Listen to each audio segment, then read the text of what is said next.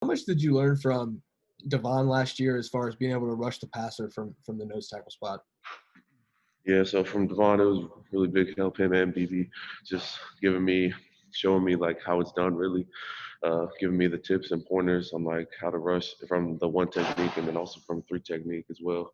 And then Coach Jay as well, just showing me how to use my hands and be able to use moves on the guard and center.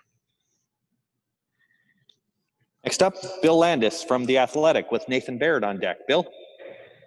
Hey, Tommy, just following up on that, how hard is it to kind of balance, I guess, the desire to want to get upfield and get after the quarterback with making sure you're holding your gap and you're not sort of over pursuing? Yeah, so Coach Jay always teaches us your get off should always look the same in pass and run. So your get off will always be the same because that's the way it should be.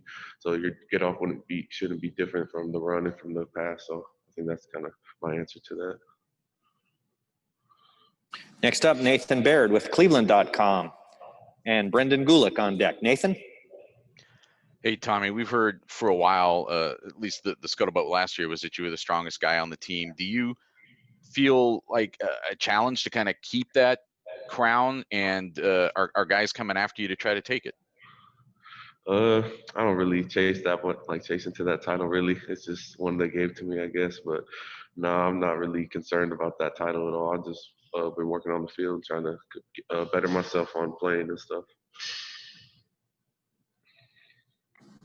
Next up, Brenden Gulick, Buckeyes Now on Sports Illustrated with Austin Ward on deck. Brenden?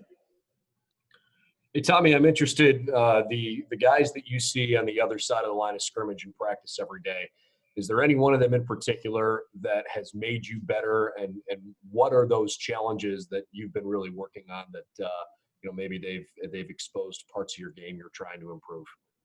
Yeah, I think the whole part of the O-line inside, especially Josh Meyers, Wyatt Davis, and Harry Miller, they challenge me every day in practice just because of especially Wyatt and Josh going against them every day in practice.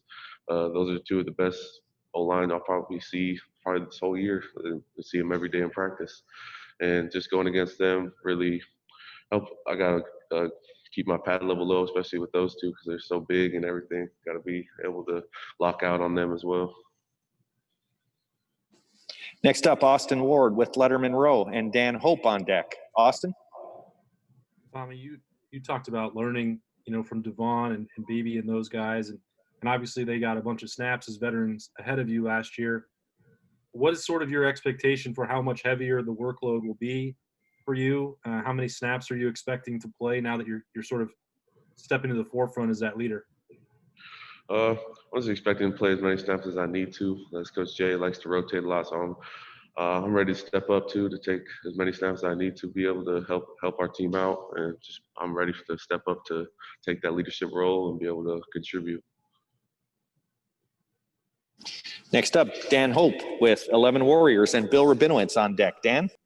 Hey, Tommy, who are some of the other guys at defensive tackle that you really think are stepping up to provide depth for you guys this year? I think Ty Hamilton and Jaden McKenzie have come a long way. I'm progressing, especially Ty fast. I think he's only coming this is freshman year. And I think Jaden has stepped up in a big way too, with his hands and his lockout, and just his attitude has changed, I think, going into this year.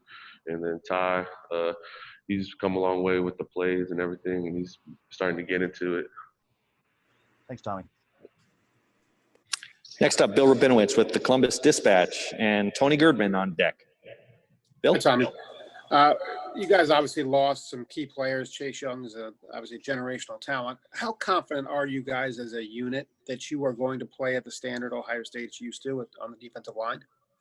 Yeah, I'm really excited for this year to see how we, as our collective unit, to step up and take this challenge of seeing how the guys we've lost. But every year Coach Jay always says, raise the bar, raise the standard. So we're gonna get after this year and try to raise the bar even more.